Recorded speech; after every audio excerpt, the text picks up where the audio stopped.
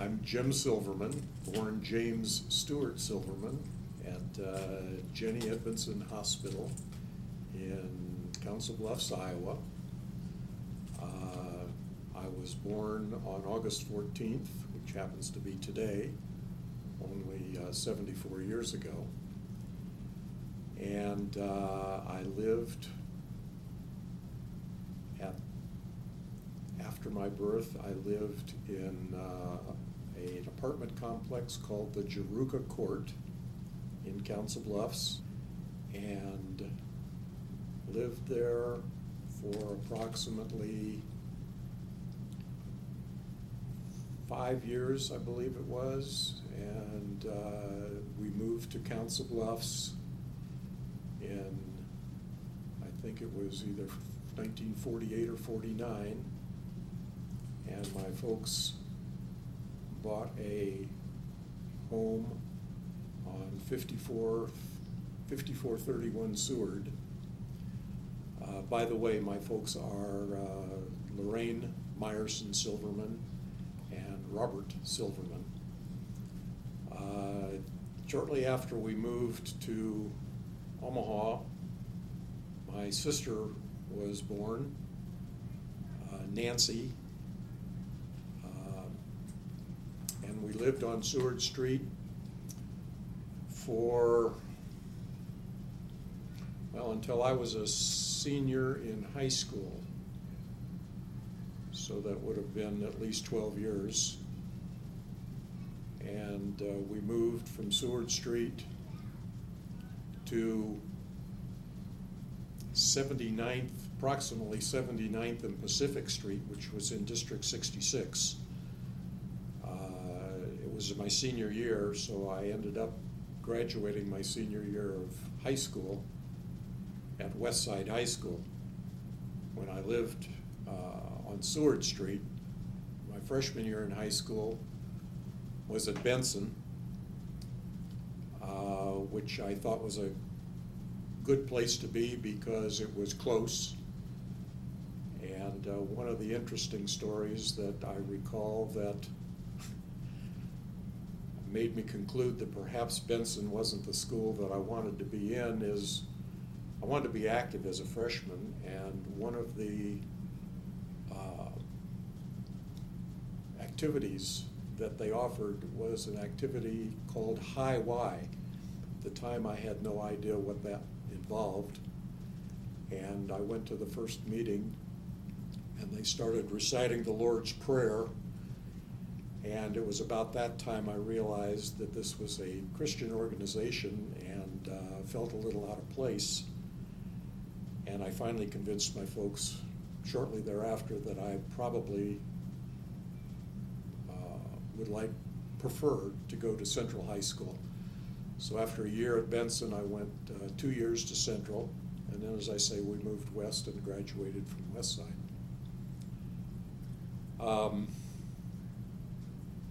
Growing up, the earliest memories I have of Council Bluffs are of of the apartment that we lived in. My dad was always considered himself, and was in fact, a fairly accomplished handyman, do-it-yourself fella. And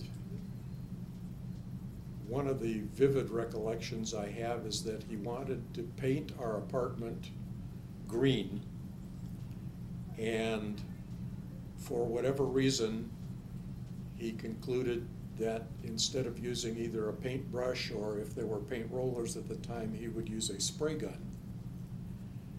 And he turned the entire contents of the apartment, including the furniture, himself, all the appliances, the carpeting, the ceiling, lamps, everything, a shade of green. He didn't account for the overspray. I still have nightmares about a green apartment.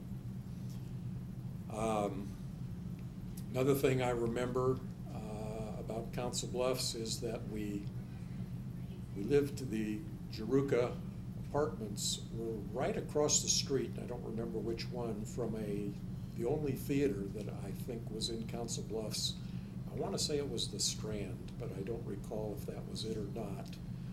but my first cousins, Darlin and Larry Meyerson, lived in Council Bluffs. And I remember that Darlin and I obviously, well, she was a year older, so we were 5 and 6, I'm assuming. We used to sneak into the back door of the Strand and watch the movies for free. That's really about the only recollection I have of Council Bluffs, other than the fact that Jeruca was also right across the street. Right out our back door was the synagogue in Council Bluffs. Anyway, we moved to Seward Street, as I say, when I was 5 or 6. And I remember growing up there as being a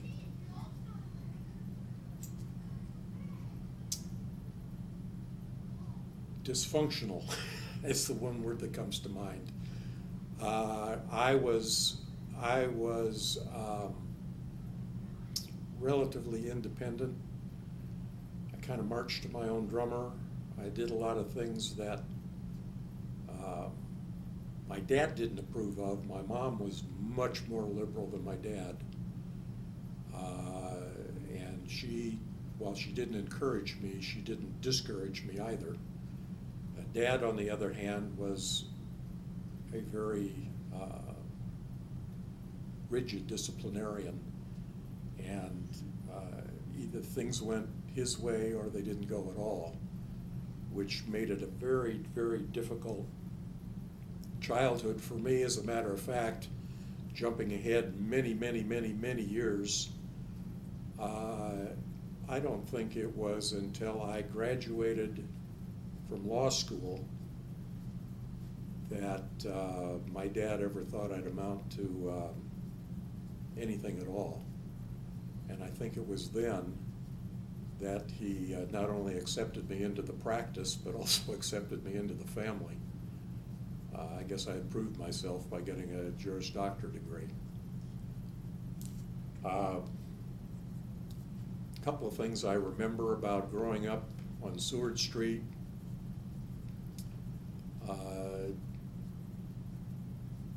Again, Dad was a do-it-yourself type of person. He used to be working on the house constantly, and one of his favorite things was to make built-ins. He turned a picture frame into a built-in bar which opened up into the room opposite. He built in our television set when we finally got one. I remember in a fit of rage, I punched a hole through the drywall in my bedroom, and he built in a desk with a pegboard in order to hide the hole. Rather than repairing the hole, he built a whole desk. One of the other built-in items that he installed was in the family bathroom. He had an old radio.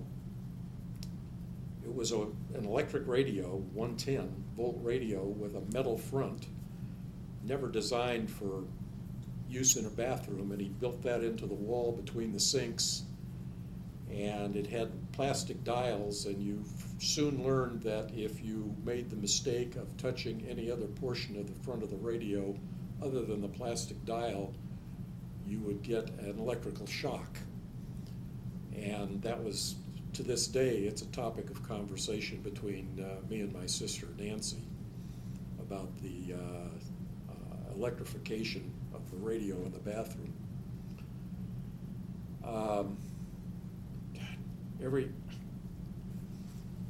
Trying to think of some of the really good things that happened at the house, and most of the things that I recollect are issues that I caused because of my inclination to experiment, to be independent. I had some influence from a fellow that was about 3 years my senior that lived 2 houses down the street, named Lanny Coffin. He encouraged me to do, we encouraged each other to do a lot of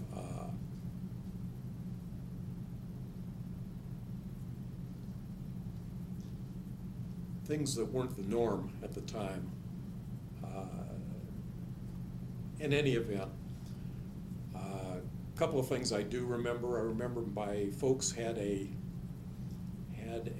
live-in help, a gal that went to local college or some type of school and would stay at our house for room and board and basically would take care of us. They'd have a built-in babysitter, and she lived down, I think she lived down the basement.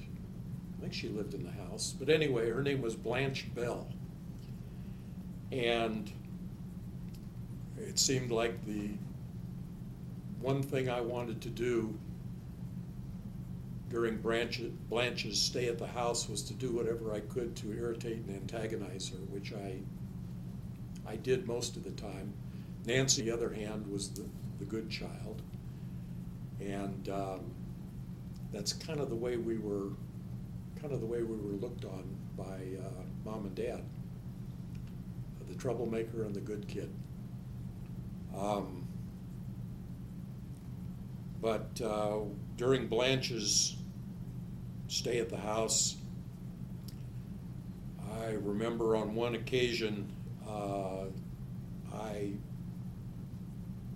back then I would polish my own shoes. I still do to this day, polish my own shoes. But it would disturb me that when you opened the tin of polish and you utilized the polish, there'd be a ring of polish around the outside of the can and the center would be empty. And a lot of people would then throw the polish away at that point. And I thought, well, that is a terrible waste. Why not take a bunch of tins of used polish, melt them down, put them into one tin, and have a full tin of polish to reuse. I guess what I didn't understand when I was melting the polish on the kitchen stove, that I guess oxygen or something gets underneath the polish, and when it heated up, it didn't just bubble, it exploded, and I sent brown shoe polish over our entire kitchen, ceiling, everything. I mean, it was a total disaster. And in my dismay to get down as quickly as I could to try to clean things up, I got down off the stove. I was on the stove. Why I was on the stove, I don't recall. But I got down off the stove, placed my hand on the hot burner that I was heating the shoe polish on, added that to my list of things that had gone wrong, and was never able to clean up. So instead of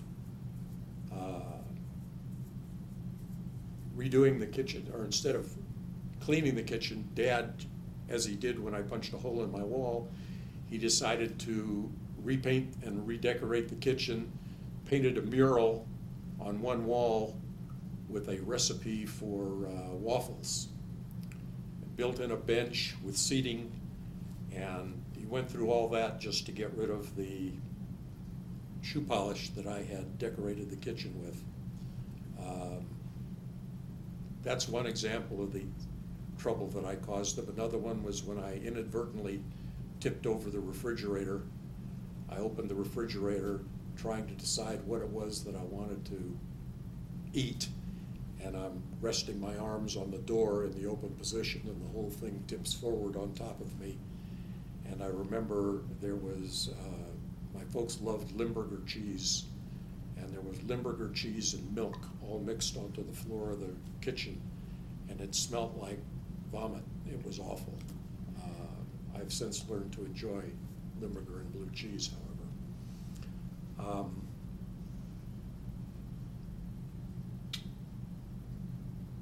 that's just sort of, those are a couple of examples of the way I spent my childhood. And it really didn't change until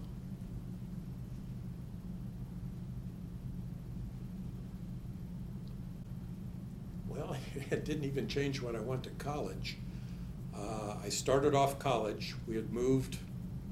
We were living on 79th Street out by just east of West Side High School.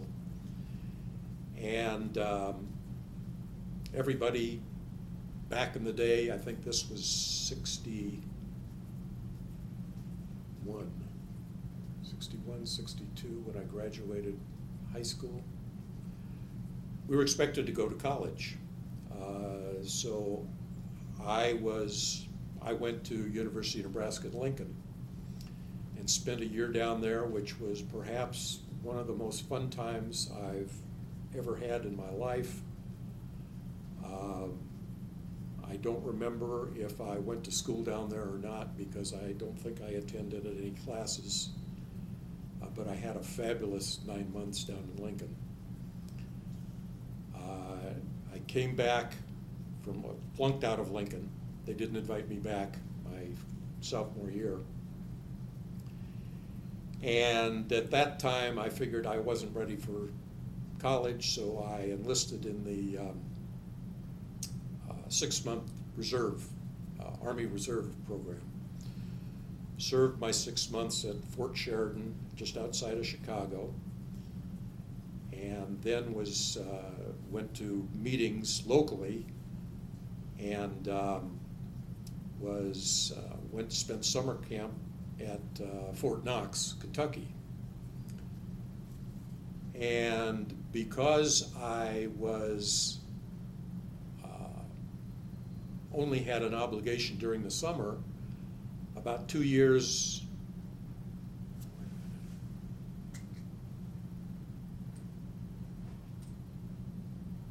sometime in there, I moved to Houston, Texas, with a friend of mine, Joel Davis, who was in Omaha.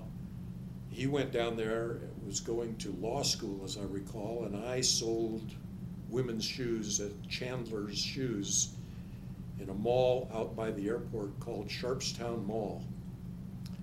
I was down there for 6 months. Then I came back to Omaha and was selling shoes at Chandler's at Brandeis, the West Roads, at 72nd Dodge. And it was at that time that I had known my wife of 52 years for some time, and had dated her off and on. And it was when I came back and was working at Chandler Shoes that I decided that it was, all our friends were getting married. And I remember sitting with her in, I don't remember whether it was her car or my car, at McDonald's drive-in at about 79th and Dodge. And she remembers the conversation as my turning to her and saying, you know, all our friends are getting married. Do you think we ought to do the same? And she took that as a proposal, I guess, because I was, at the time I was working at Chandler's, I would go over to her parents' house for dinner. They lived at 54th and Webster, 64th and Western. And so consequently, I had an opportunity to visit with her folks frequently during the week. And I believe it was 2 days after this conversation took place in the car at McDonald's that we had, Susie's mom had, Libby Sachs, had already set a date, I believe, with the synagogue, and had already made arrangements at the Fontenelle Hotel for a dinner reception. So I was trapped. And I remember going over to my folks' house and announcing to my parents that we were engaged, and my dad turning to Susie, and the only thing that he said, and I'll remember this forever, he said, "Are you crazy?" Because he still didn't think I would amount to two hoots in hell, because I'm selling women's shoes after all, and I flunked out of school. So Susie's teaching school. We got married August 14th, 1965. Susie's teaching school. I'm selling women's shoes at the crossroads. And I decide maybe I ought to, I don't see a career selling women's shoes. Maybe I should go back and get an education. So I remember that I was going to, wasn't going to, at the time, what used to be University of Omaha had merged with University of Lincoln, and it was University of Lincoln at Omaha. I went back to school, and I was going to tell them that I'd never gone to school before, because I knew my history was not something that I wanted them to be familiar with. But evidently, when the schools merged, my Social Security number dovetailed my previous history with my current history, and I started back to school with a cumulative average of 16 hours with a .006 cumulative average. So I started worse than at zero. I was in the hole 16 hours. But I was ready for school at this point. Got straight A's all the way through undergraduate. And at that time, they had a 3-and-3 program where if you went 3 years to undergraduate school and then 3 years to a law school, after your first year in law school, you would get your undergraduate degree. So I enlisted or enrolled in the 3-and-3 program. Ended up with 3 years at UNO, or University of Nebraska at Omaha, with a 4-point average. Got into Creighton, finished my first year at Creighton, and was ready to accept my undergraduate degree, and they told me I was 3 hours short, that I would have to take a summer school program of some course that I have no recollection what it was. And I said, no, it isn't going to happen. I said, I've finished my first year in law school. I'm going to complete law school.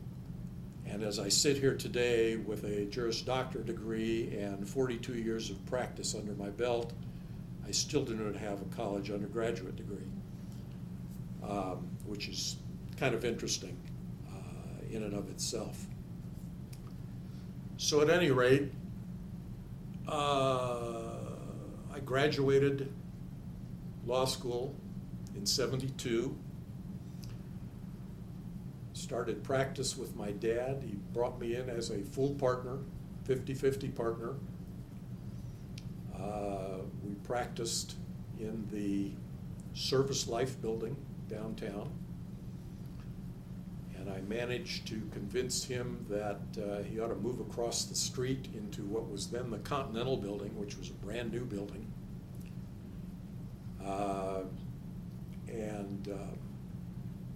We had an office, moved our office over there to the Continental building, which was within a block-and-a-half walk of the courthouse. And it wasn't until I got into the practice of law that I realized, number one, how smart my dad was, and number two, how incredibly well respected he was in the legal community in Omaha, which I found absolutely awesome. because to me, he'd never been anything but a house handyman.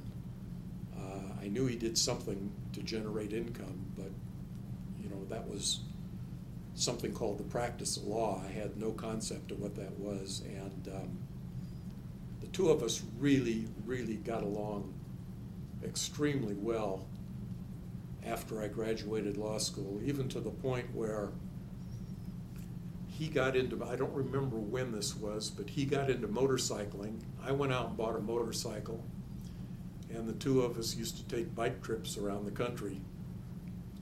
And some of the best moments of my life were spent on a motorcycle or on these trips with Dad, and he would take Mom along. Susie never went on any of those trips. She absolutely hated motorcycling. But after several years, I think after my dad stopped motorcycling because he was in a motorcycle accident and concluded not to continue riding, but I did continue riding. Susie eventually rode with me, and we had a little trailer that we pulled behind the motorcycle and went all over the country. She enjoyed it immensely, rain or shine. And I continued to bike until my 40th, it would have been 12 years ago. It was my 40th, just shy of my 40th wedding anniversary. I got into an accident through my own negligence. No other vehicle involved, just myself. Tore myself up pretty good. Have pictures of our 40th anniversary party at what was then Ironwood. Used to be the Jewish Country Club, whose name escapes me right now. Happy Hollow? Not Happy Hollow. No, Highland. Highland Country Club, yes, Highland Country Club. Where I used to play golf with my grandmother, Ann Silverman, play 9 holes with a putter, but I digress. At any rate, at my 40th party, I was still in a sling from rotator cuff surgery and hand surgery and a lot of what's referred to in the trade as road rash. And that's when I stopped cycling. And I've never felt comfortable getting back on a motorcycle again, and as a matter of fact, don't feel comfortable following anybody on the road that's on a motorcycle. It makes my skin crawl. But in any event, when Susie and I got married, we lived in an apartment on 48th in Chicago, I believe. It was a 1-bedroom apartment. We paid the princely sum of $115 a month, and we used to buy groceries. This was before I went back to school. Our only income was her income from teaching and mine from selling shoes. We used to shop at a grocery store that was about 2 blocks away called the Country Club Market, I believe it was. It was right next to Phil Ringel's Chris Rexall drugstore. And we didn't have money to buy any meat products during the course of the month, so the people at Country Club would keep track of our meat purchases on a 3x5 card that they kept in a card file on the desk.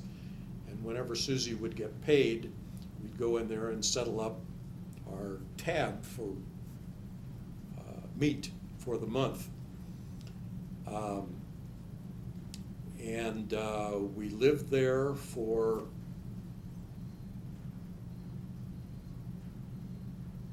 about 2 years, I think, and then we moved to a townhouse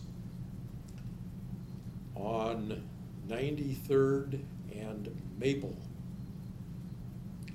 which was really nice. It was a 2-story townhouse, first floor, living room, kitchen, top floor, 2 bedrooms and a bath, and a full basement with its own patio. It was really very nice.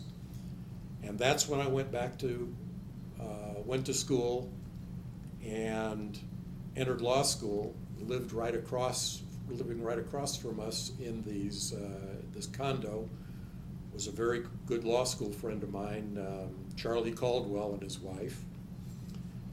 And we lived there until I graduated law school. And the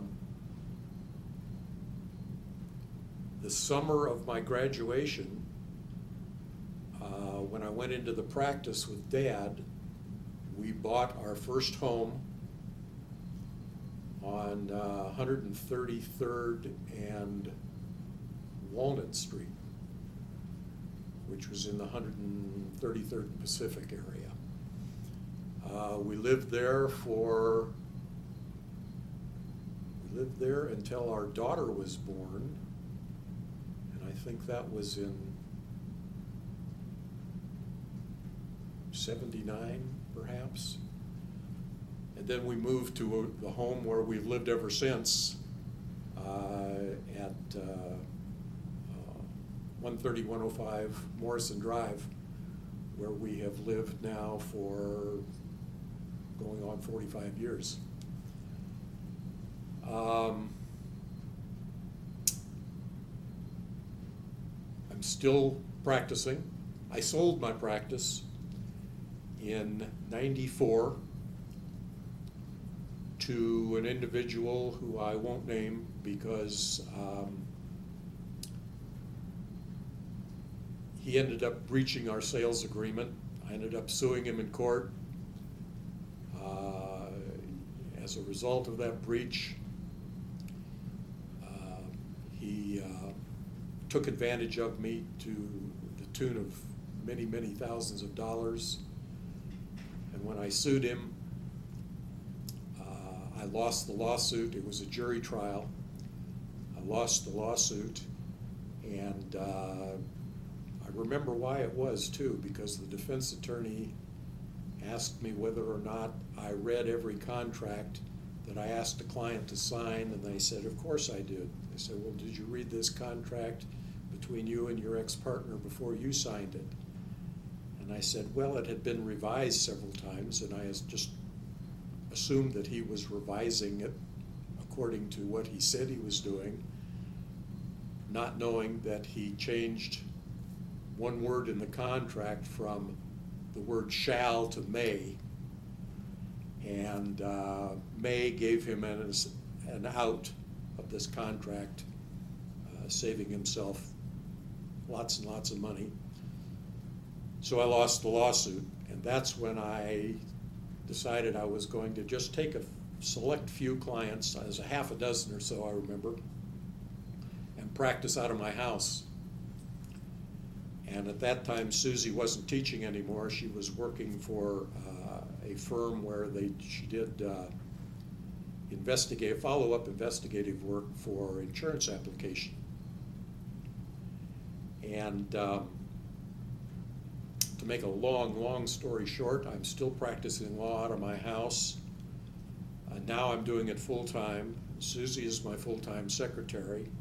We've converted 2 offices, or 2 bedrooms, 2 offices, and the 2 of us work about 30 to 35 hours a week, and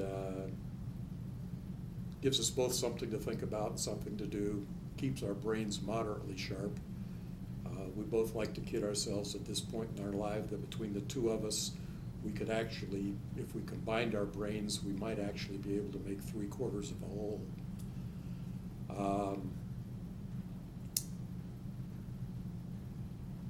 It's been a great ride. I attribute whatever success I've had to Susie, because she has given me the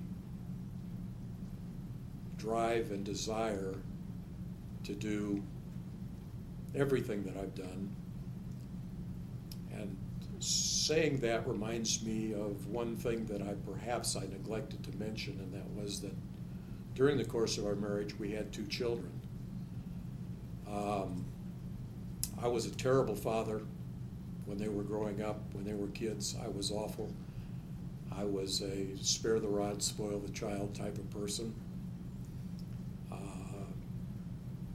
felt a woman's place was in the home. Susie did everything. She did the cooking, the cleaning, the babysitting, the changing, the nursing.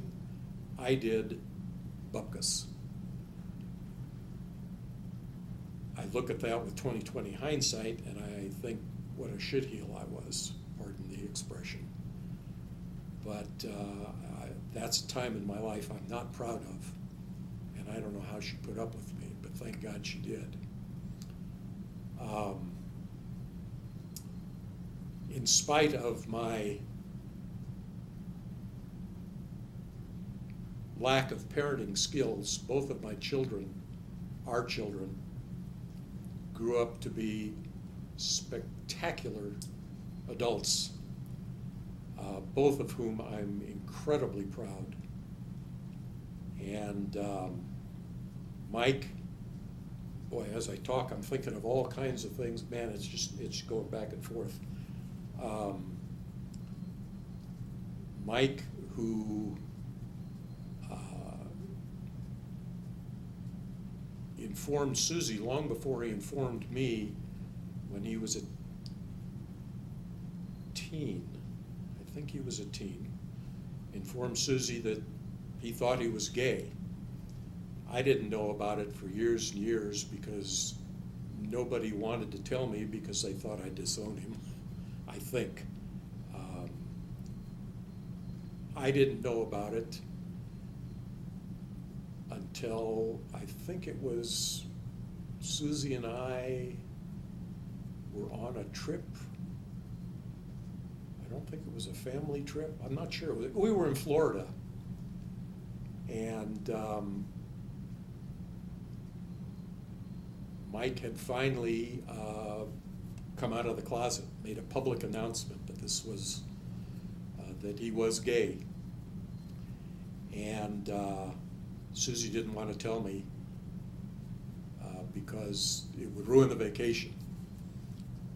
And she finally did tell me, and I actually surprised myself because I was fine with it.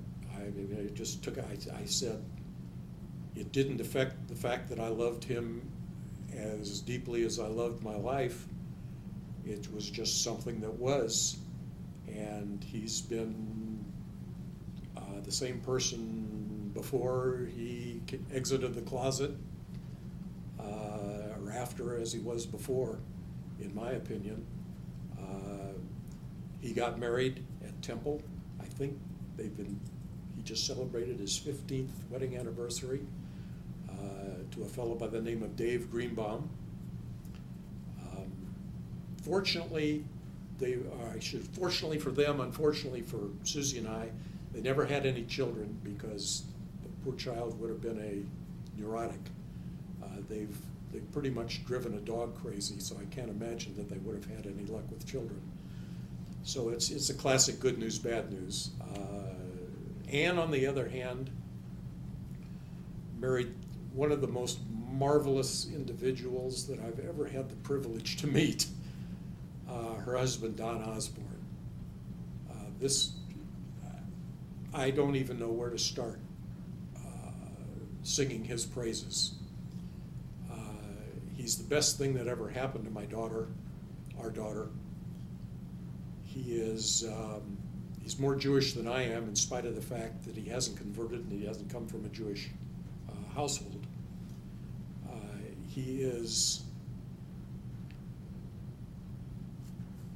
I'm at a loss to describe how deeply I feel about him.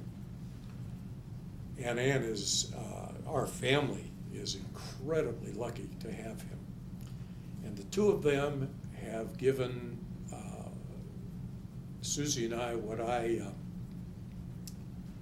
refer to now as the frosting on the cake, 2 grandchildren that I didn't really appreciate until they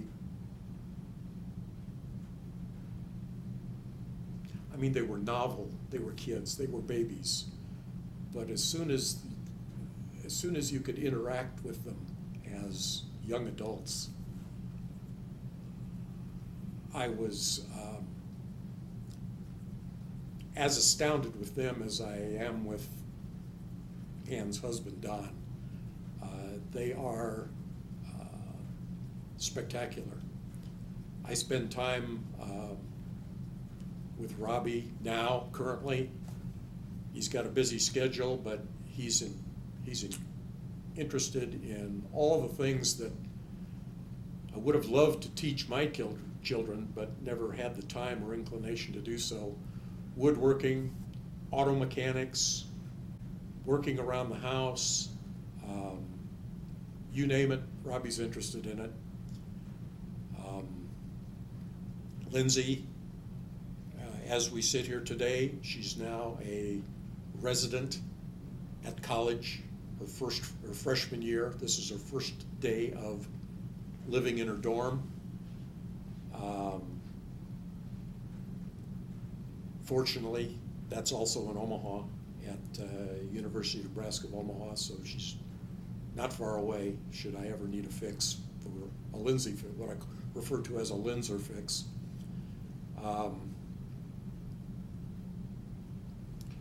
Without going into a whole bunch of other boring detail, that's pretty much my life in a nutshell.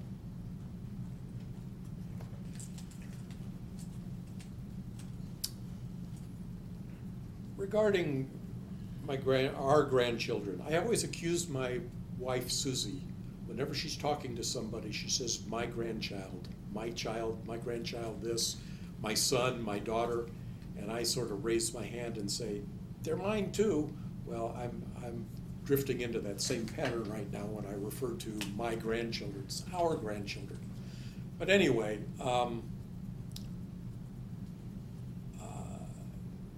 having learned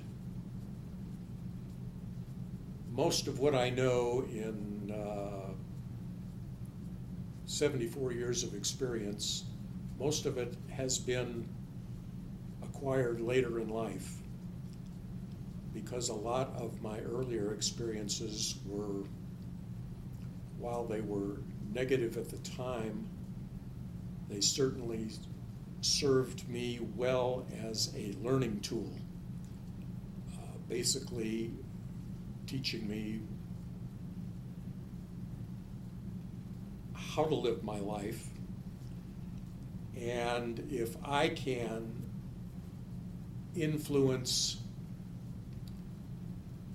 my grandchildren on how to live their lives, I would say that perhaps the one thing that I learned over the years, and I learned it, well, I certainly don't diminish my mom's role in my growing up, but I learned it from my dad, is that if nothing else, be honest. Be honest with yourself. Don't kid yourself. Be honest with others. My mother was honest, but she didn't know how to gild a lily. There's a difference between being honest and being frankly honest. Sometimes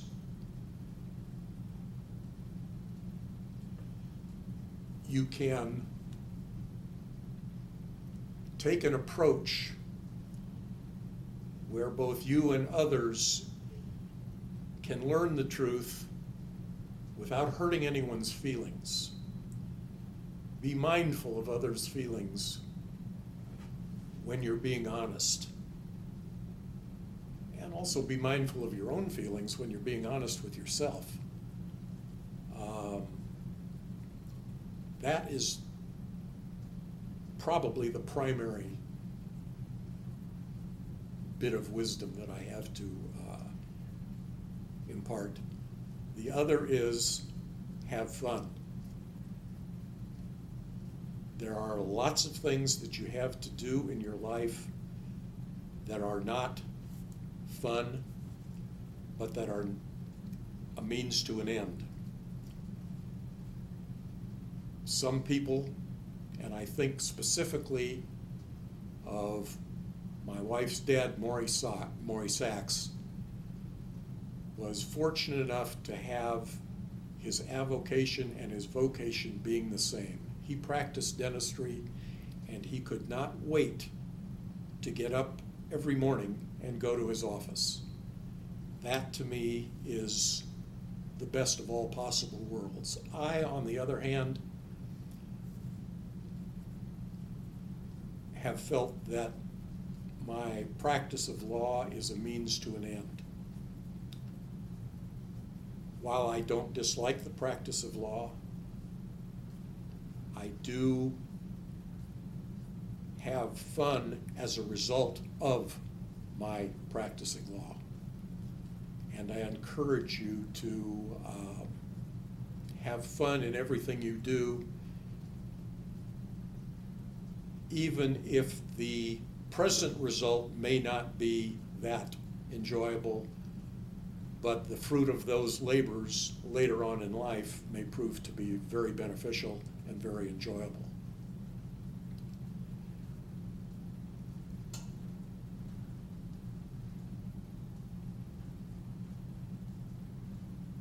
And I think without getting too sophomoric, I'll just leave it at that.